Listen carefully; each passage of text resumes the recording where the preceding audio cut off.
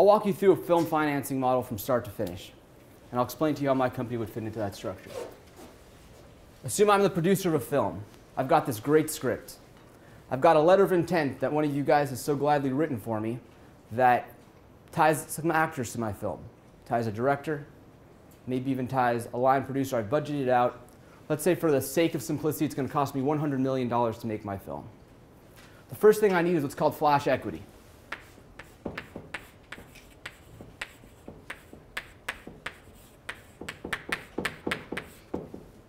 Flash equity is that initial capital that I'm going to use to buy that script, to secure the letters of intent from an actor if I need it. Same goes with the director. That's whatever much money I need to pay you guys, my lawyers, to structure everything, put money in an escrow account if that's needed, and get started. The second thing I'm going to need is what's called private equity.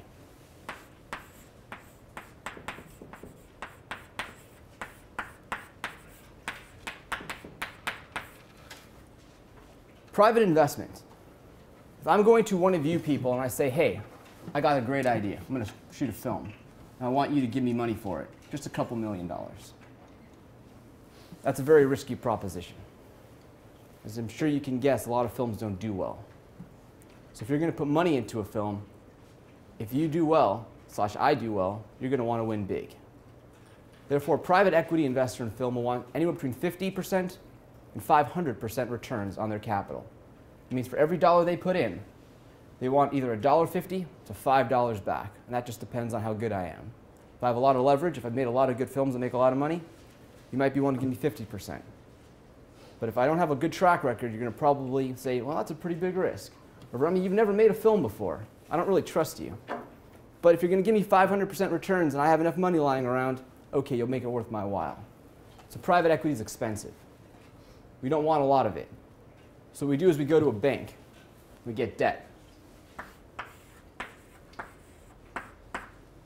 The amount of debt that I can procure from a bank is also going to be linked to the credibility of myself, the credibility of the producers involved. If it's a producer that's going to has a track record of keeping films on budget and making good ones, the bank's going to trust that. We have good actors involved. The bank's going to trust that.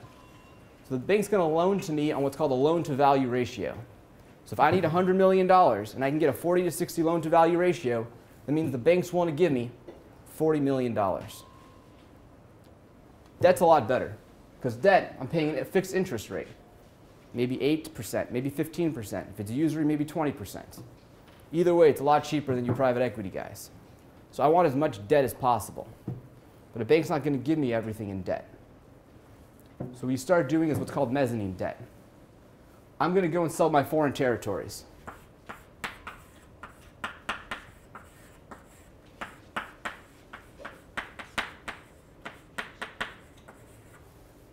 I'm going to go to a film distributor in Japan and say, okay, I've got this great film. It's a great script. Great directors, great actors. I'm going to sell it to you guys. You guys are going to make a ton of money on it. But I want you to pay me for the exclusive rights to distribute it up front. And let's say the distributor in Japan will give me 50 cents on the dollar for it. To him, it's a steal. He's paying half price for a great movie. To me, I'm getting 50% of the capital up front. That's awesome. So I'm going to do that a bunch of times, as much as I need to. Then I take this back to a bank and say, I got a commitment from this company in Japan. They're going to give me $5 million for the right to distribute it in Japan. And the bank's going to say, okay, I'll cash flow that commitment. I'll give you 80%. So now let's say with $10 million in cumulative foreign territories, maybe I'll get $8 million for it. Next thing I'm going to do is I'm going to research states that have favorable tax structures for shooting film. If I shoot my film in the state of Michigan, Michigan will pay me 37 cents for every dollar that I spend in Michigan shooting my film. I spend $1, I get 37 cents. I spend $100 million, I get $37 million. That's awesome. Other states have similar ones, not as good as Michigan. I can go to New Mexico, I can go to New Jersey, I can go to Arkansas, depending on where I need to shoot my film. I'm going to cash flow that commitment. Now I've got more money. And I don't have to, now, with a tax credit, it's a rebate. That means when I'm done, the state's going to send me a rebate for all the money I spend. But I can cash flow that. I can go to a company or a bank and say, I'm going to get $37 million in tax credit. That's a high number. $3.7 million in tax credits. Give me 85 cents on the dollar for it right now. When I get the tax credit, you guys make the other 15%. Everyone's happy. Awesome. This is what's called mezzanine debt for you finance guys.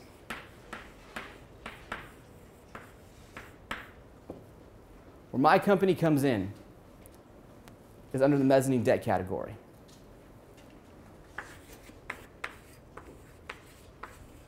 It's called sponsorship financing.